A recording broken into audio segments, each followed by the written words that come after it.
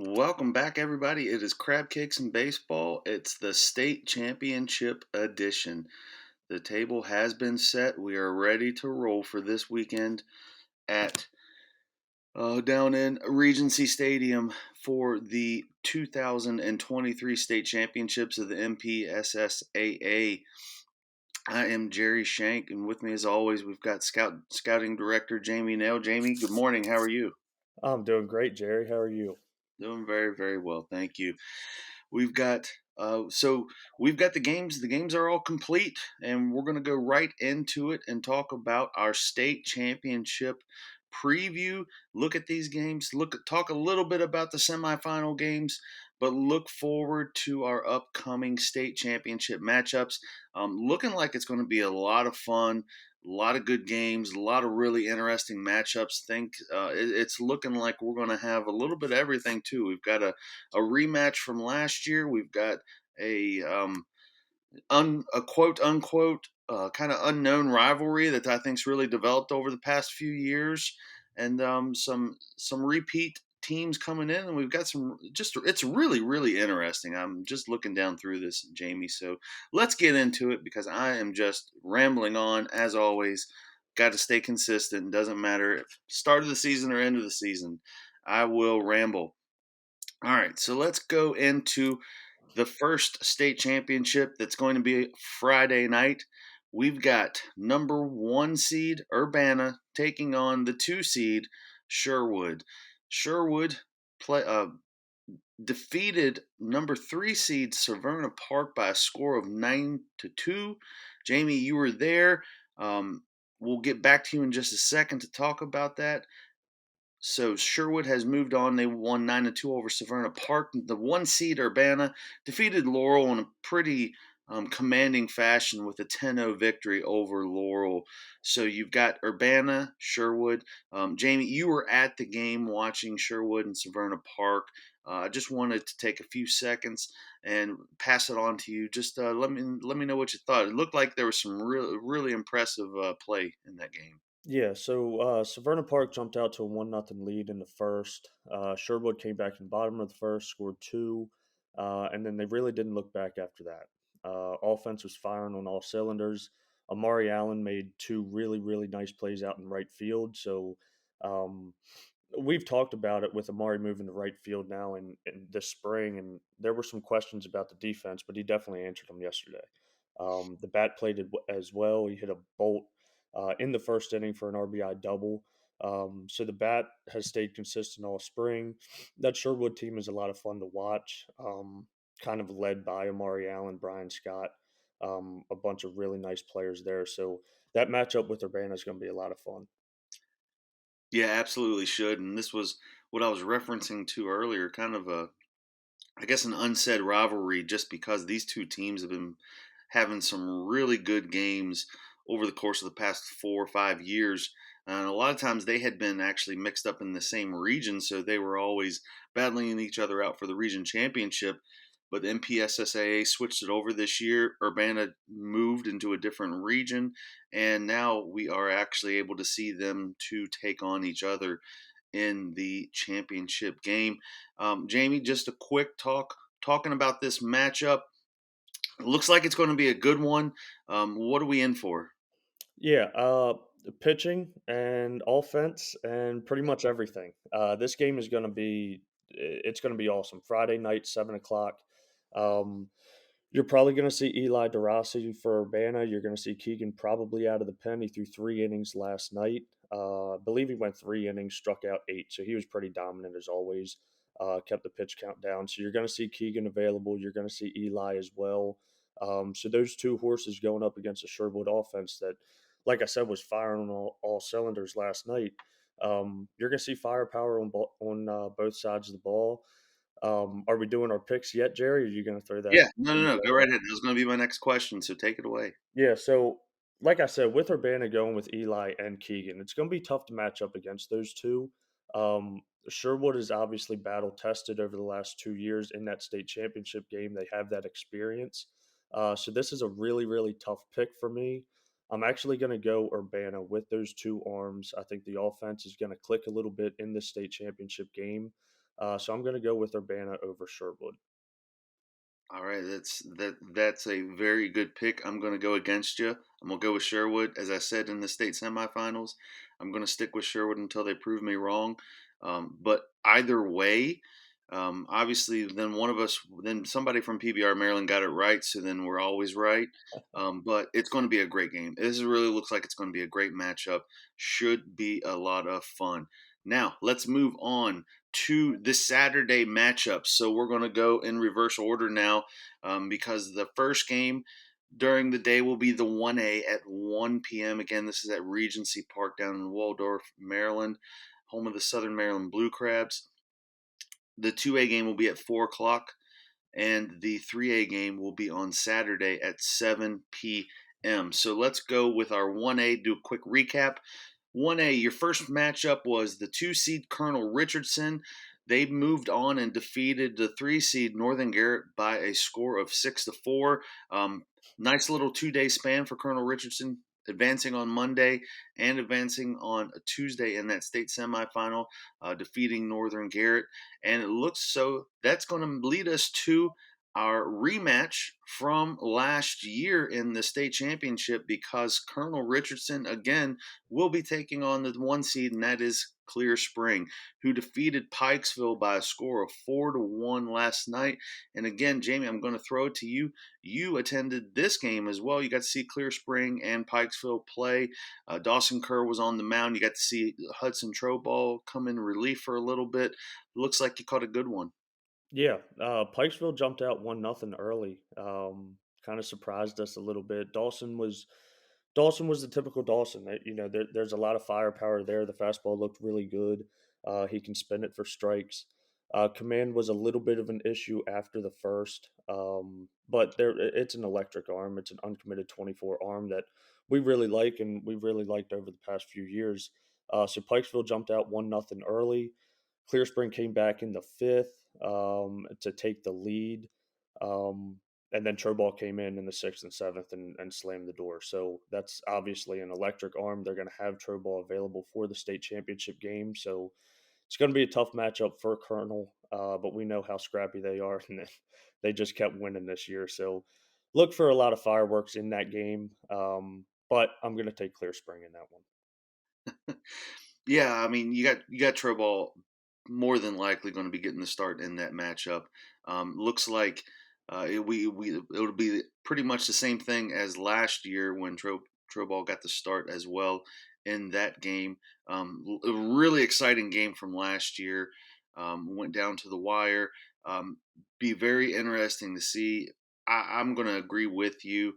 I think Colonel Richardson's really going to come out of the gate hard in this one because they really want redemption. But I'm going to go with Clear Spring. This has been a really special season for this squad, and I think it ends up, through all the adversity and everything. I think this program really has faced. They've really shown that, they're not going to want to let it end, and so I'm going to go with Clear Spring as well. So that will lead us to our 2A matchup. Now, recap from the state semifinals. 6 seed Parkside defeated Sparrows Point by a score of 7-0. John Smith was the star on the mound for the Rams, giving up 2 hits, striking out 11 in the victory. The nightcap was the 1 seed Patuxent, who defeated number 4 seed Liberty 5-4. Very exciting game.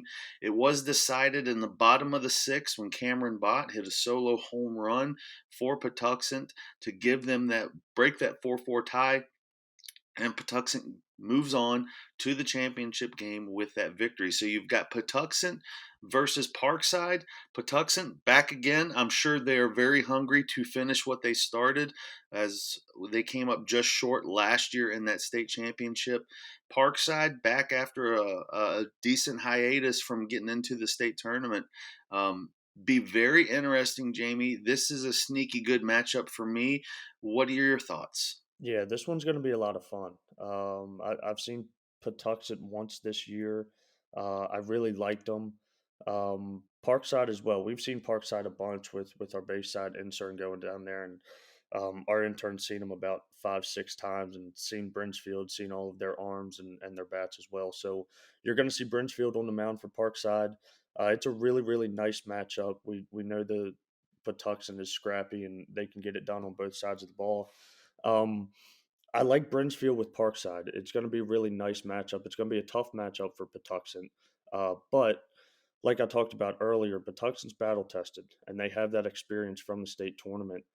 So I'm going to take Patuxent in this one to take Parkside down. But don't sleep on Brinsfield with Parkside because Brinsfield's a very nice arm. Yeah, this one, I think this one's going to be a tough one because I think that matchup could be very interesting, like you're saying, with Brinsfield on the bump. Patuxent, I do think, though, that, like you were saying earlier, I think they are very, very excited for this opportunity to finish the job. I'm going to go with Patuxent as well in this game. That is your Saturday 4 p.m. matchup. So, again, should be a lot of fun. And then we got our nightcap in 3A, 7 p.m. start. You've got River Hill taking on CM Wright, the 4 seed versus the 6 seed. River Hill defeated the 1 seed Decatur 5-3, breaking a 3-3 tie in the seventh by scoring two. And then number 6 seed CM Wright defeats the 7 seed Huntingtown by a score of 6-5. Um, I will pat my own back. I said if the game was close, CM Wright would be scrappy enough to get the victory. So self back pat there. Um, Jamie, you want to throw anything in there? We had a person on site there for this weekend, but I do want to ask you your thoughts on those semifinal matchups. Yeah, they were two really, really good matchups. We knew that they were going to be close. When you and I were doing our picks yesterday, we knew they were going to be tough, and this was kind of the region where, or the classification that we struggled with the most with our picks because we knew the games were going to be close. All four teams were really, really good. They can get it done on both sides of the ball. So River Hill coming out on top, defeating Decatur was huge because now they can go to Zatkowski in the state championship, which is obviously one of the top arms in the state. CM Wright getting over Huntingtown. Huntingtown did not use Logan Hastings, so we were going to see that match up with Hastings and Zatkowski in that state championship. But now we get a scrappy team with CM Wright. And when I saw them last week, the offense is there's a lot of firepower there. So it's going to be a lot of fun going up against Zatkowski. Um, but I'm going to go Zatkowski and River Hill. Coach Estrin has done a phenomenal job with River Hill this year. They have the bats, they have the firepower with Kutris and Finkelstein and Okoji, and Zatkowski can swing it as well. So River Hill is going to be a tough matchup for CM Wright with Zatkowski on the bump. So I'm going to go River Hill in that 3A state championship. Yeah, I'm going to agree with you as well. It's really hard to go against Zakowski and what he's been able to do really over the course of the past 2 years for Mhm. River Hill on the bump. He has really transformed his game, has taken it to another level, and has been one of the best arms, I would argue, in the state over the course of the past 2 years. The Duke commit, really tough slot, a lot of good life on the ball. You don't see that every day, and so I think that's going to be something that is going to definitely give CM Wright a lot of headaches. But again, they've proven it all year long, especially even into it. If this game stays close, I'm not going to bet against CM Wright because they're going to find a way. They've been doing it. It's going to be for a battle if this game stays close. So it should be a lot of fun. I have a sneaky feeling it's going to be a lot of fun. It seems like always those nightcap games are a lot of fun. Going back down memory lane because I'm old, I remember one of my first state championships watching the 3A. I saw LJ Newsom throw on the bump for Chopticon, and I thought he was just going to run away with it.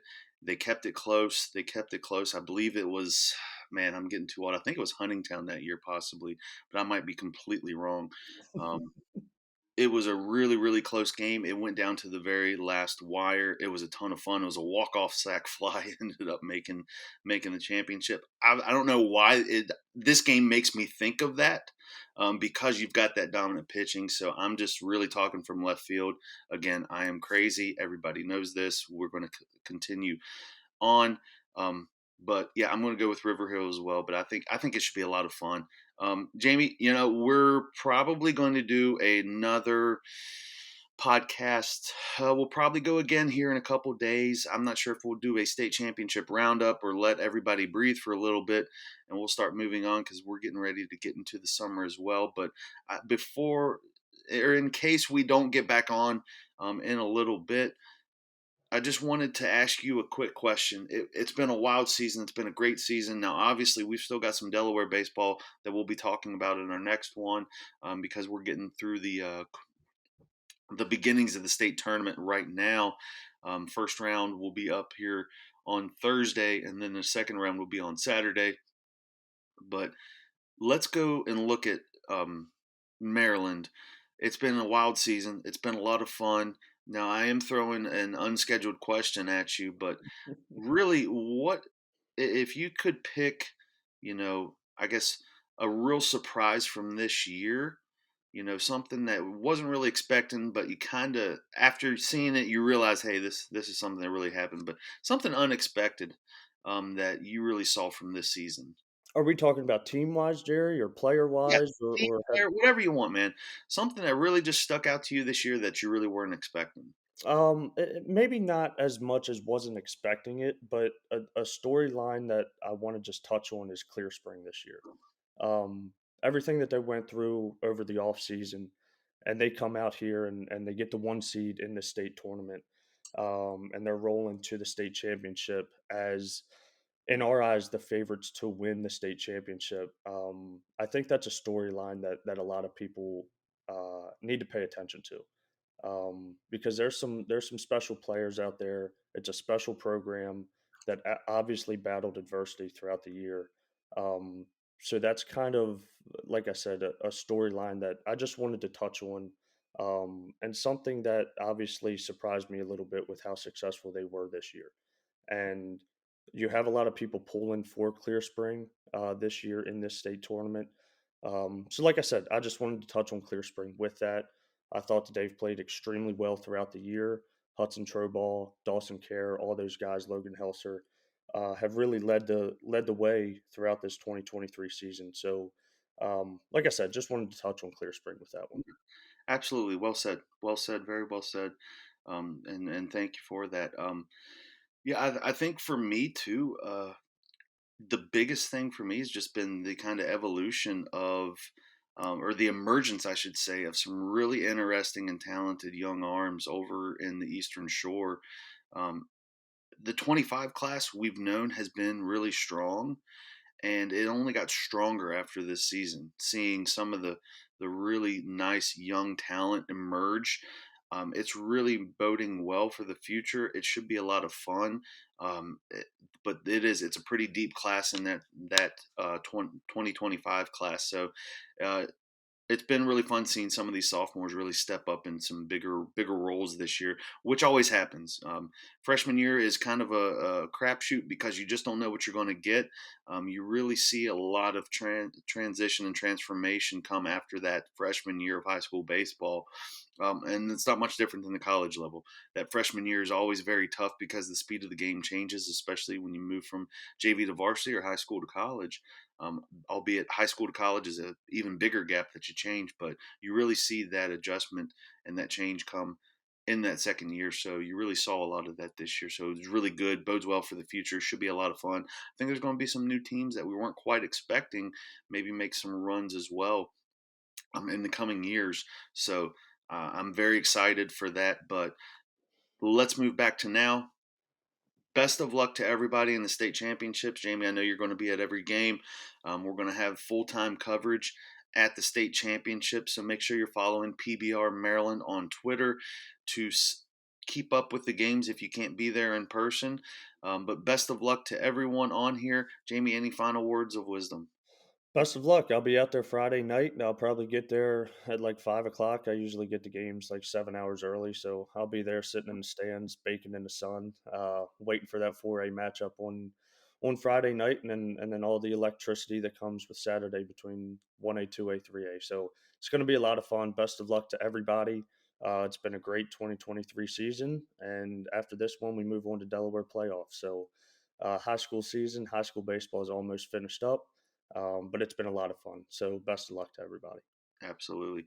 Make sure you visit prepbaseballreport.com/Maryland. You can follow through with our heat sheet, scout blogs, a lot of information that's been going on out there. We've just updated all the classes for rankings. So, for Jamie Naill, I am Jerry Shank. Best of luck again in our state championship on Saturday night. Thank you all for listening. And, folks, it's Crabcakes and Baseball. And that's what PBR Maryland does. Have a good evening or day or morning, whenever you listen to this. That was terrible.